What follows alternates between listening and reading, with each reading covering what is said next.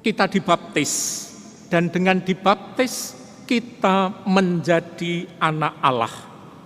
Dan dengan dibaptis pula kita telah berjanji untuk siap mewartakan kerajaan Allah. Menyadari konsekuensi baptis yang tidak ringan tersebut, marilah dalam Ekaristi ini kita mohon kepada Tuhan agar Tuhan berkenan menguatkan kita terus-menerus untuk menjadi putra-putrinya yang setia dan menjadi putra-putrinya yang siap untuk membawa kabar sukacita kepada siapapun. Marilah berdoa. Allah Bapa yang Maha Kuasa dan Kekal, ketika Kristus dibaptis Sungai Yordan dan Roh Kudus turun atasnya, Engkau dengan resmi memaklumkan dia sebagai putramu yang terkasih. Kami mohon, semoga kami yang sudah dilahirkan dalam air dan Roh Kudus terus menjaga martabat luhur sebagai anak-anak-Mu dengan pengantaraan Yesus Kristus Putramu Tuhan kami yang bersama dengan Dikau dalam persatuan Roh Kudus hidup dan berkuasa Allah sepanjang segala masa. Amin. Bapak, Ibu, saudara dan saudariku terkasih dalam Tuhan, baik Anda yang hadir di gereja Maria Ratu Rosari Katedral ini, maupun Anda semua yang ada dan mengikuti Ekaristi secara live streaming di rumah masing-masing ataupun di komunitas Anda masing-masing. Sekali lagi saya mengucapkan, mari kita bersyukur kepada Tuhan karena Tuhan telah mengangkat kita menjadi putra dan putrinya. Tema syukur kita pada perayaan Ekaristi ini, dibaptis menjadi anak Allah, siap mewartakan kerajaan Allah. Saya mengajak Anda, mari dalam pesta iman pagi ini, kita menyegarkan kembali ingatan kita, juga syukur kita ketika kita dibaptis. Mungkin ada yang di antara Anda dibaptis masih bayi, atau disebut baptis tidur. Mungkin juga ada di antara Anda yang dibaptis sudah dewasa, atau baptis berdiri. Apa yang sebenarnya ingin saya aturkan kepada Anda pagi ini? Kita coba segarkan kembali, ingat kembali. Sebelum mengurapkan minyak krisma di dahi kita, ketika kita sudah dicurai dengan air baptis, imam atau diakon yang membaptis kita mengatakan kata-kata ini. Allah Bapa Tuhan kita Yesus Kristus telah melahirkan saudara kembali dari air dan Roh Kudus dan mengampuni semua dosa saudara. Saudara sudah diangkat menjadi anaknya dan dipersatukan dengan umatnya. Sekarang saudara diurapi dengan minyak krisma, seperti Kristus diurapi oleh Roh Kudus menjadi imam, nabi, dan raja. Itulah kata-kata yang diucapkan oleh imam ataupun oleh diakon yang membaptis kita. Kalau yang dibaptis bayi saya yakin tidak ingat, tetapi yang dibaptis dewasa, saya harap Anda masih mengingat kata-kata itu. Nah tentu, sekarang kita bawa kepada peristiwa iman yang hari ini kita rayakan, yaitu pesta pembaptisan Yesus. Yesus dibaptis di Sungai Yordan oleh Yohanes Pembaptis. Dan pada saat setelah ditenggelamkan dan diangkat kembali, maka Yesus melihat langit terkoyak dan Roh Kudus seperti burung merpati turun ke atasnya dan terdengarlah suara yang berseru, "Engkaulah anakku yang kukasihi, kepadamulah aku berkenan." Kita mudah mengidentifikasi siapa yang bersabda itu. Tidak lain adalah Allah Bapa yang sedang menyatakan bahwa Yesus adalah anaknya dan bahwa Yesus yang berkenan atau membuat Allah Bapa berkenan di dalam hati. Pertanyaannya, mengapa Allah Bapa berkenan kepada Yesus putranya itu? Jawabnya singkat. Karena Yesus setia, Yesus taat menjalankan kehendak Bapanya. Bahkan sampai mati di kayu salib, tidak sedikit pun Yesus menyimpang dari kehendak Bapanya itu. Itulah yang membuat Allah Bapa berkenan kepada Dia. Nah, kalau kemudian tema pada pagi hari ini, dibaptis menjadi anak Allah, siap mewartakan kerajaan Allah. Ini berarti juga menjadi penegasan bagi kita bahwa status kita ini sungguh istimewa. Di mana istimewanya? Karena tadi dinyatakan pada saat kita dibaptis, saudara sudah diangkat menjadi anaknya, anak Allah. Dan kita dikaruniai Roh Kudus pada saat kita dibaptis. Dan karunia itu tidak lain adalah untuk menjalankan 3 tugas yang juga dijalankan oleh Tuhan Yesus, atau yang dikenal dengan Trimunera Christi, yaitu menjadi imam yang bertugas menguduskan, menjadi nabi yang bertugas mewartakan, dan menjadi raja yang bertugas memimpin. Tetapi memimpin dalam semangat Yesus tidak lain adalah melayani, bukan menguasai.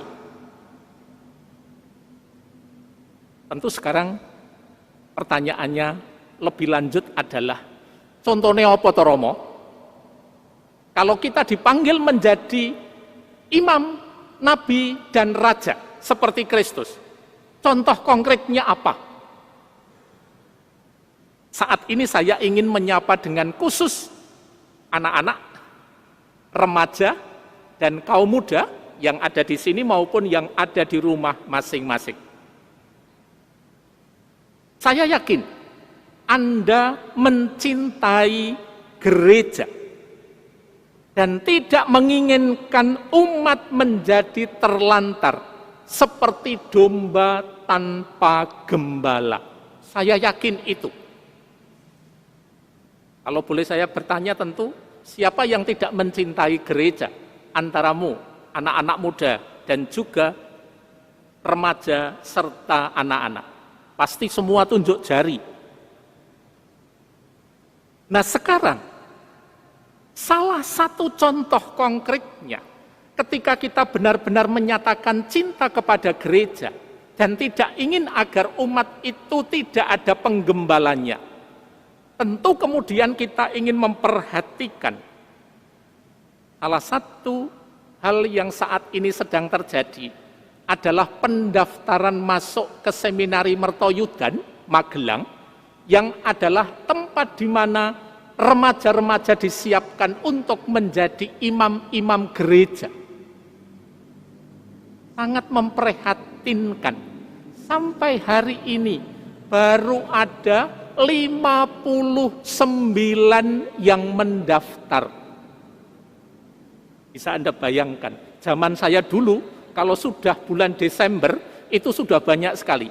Angkatan saya yang ikut tes di Seminari Mertoyudan dari SMP itu ada 347, yang diterima 128. Sekarang baru 53.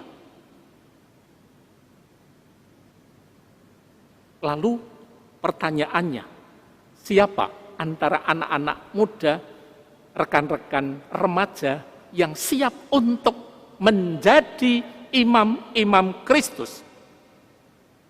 Adakah dalam dirimu semangat untuk berani berdoa, Tuhan, bila Engkau berkenan, panggillah saya menjadi imammu. Ini aku, utuslah aku. Tetapi doa itu, saya rasa juga harus didukung oleh doa orang tua bagi anak-anaknya. Apakah Bapak Ibu rela dan siap berdoa bagi putra-putranya yang masih memungkinkan untuk menjadi imam, misalnya dengan doa begini, Tuhan, bila Engkau berkenan, panggillah dari antara anak-anak kami untuk berkarya di kebun anggurmu, yaitu gerejamu, entah sebagai imam, sebagai bruder, maupun sebagai suster, agar umatmu terus didampingi oleh gembala-gembala yang setia, bijaksana, sederhana, murah hati, dan rendah hati. Anak-anak kami adalah anugerah-Mu. Kini kami haturkan kembali sebagai persembahan bagi-Mu. Sesudi, panjenengan rela berdoa seperti itu? Siap untuk berdoa seperti itu?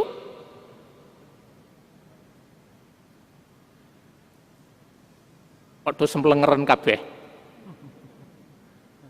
Tapi saya yakin Anda berani berkata begitu. Tuhan, anak-anakku adalah anugerah-Mu. Sekarang ku bawa mereka sebagai persembahan yang berkenan di hati-Mu. Nah, mungkin ada di antara Anda yang dalam hati bergumam, Romo ki khotbah ora cetha, ora sesuai tema. Ini pembaptisan Tuhan kok malah ngomong panggilan. Mestinya kalau mau ngomong panggilan ya nanti Minggu Paskah yang keempat tanggal 25 April yang akan datang. Kalau ada yang berkata begitu, saya akan mempertanggungjawabkan dengan mengatakan, Bapak Ibu, teman-teman muda, ini sesuai untuk juga saya katakan hari ini, karena sikap tidak cuek, sikap tidak acuh tak acuh, menyaksikan kebutuhan nyata gereja adalah bukti konkret bagaimana kita menghayati janji baptis kita, menghayati status kita sebagai anak-anak Allah, dan juga status kita sebagai warga gereja yang siap mewartakan kerajaan Allah. Jadi sekali lagi, hari ini saya mengingatkan, menjadi orang yang dibaptis, menjadi anak Allah, siap mewartakan kerajaan Allah, artinya juga tidak cuek, tidak acuh tak acuh, tetapi sungguh menanggapi juga kebutuhan nyata gereja, di mana gereja memerlukan imam-imam yang seperti tadi saya katakan dalam doa orang tua, yang setia, yang sederhana, yang rendah hati, yang murah hati untuk melayani banyak umat. Mari kita coba membawa semangat baptisan itu, salah satunya adalah dengan mempersembahkan anak-anak kita yang tidak lain adalah anugerah Tuhan sendiri yang diberikan kepada kita. Berkat Tuhan melimpah untuk kita. Lihatlah, dia yang dikatakan Yohanes, aku telah melihat dia dan aku memberi kesaksian bahwa dia inilah Putra Allah. Marilah berdoa. Ya Bapa, Engkau telah menyegarkan kami dengan anugerah-Mu yang kudus. Dengan rendah hati kami mohon, semoga kami senantiasa mendengarkan Putra Tunggal-Mu dan setia akan janji baptis kami, sehingga kami selalu mencerminkan diri sebagai putra dan putrimu yang kau pilih, kau kuduskan, dan engkau utus dengan pengantaraan Kristus Tuhan kami. Amin.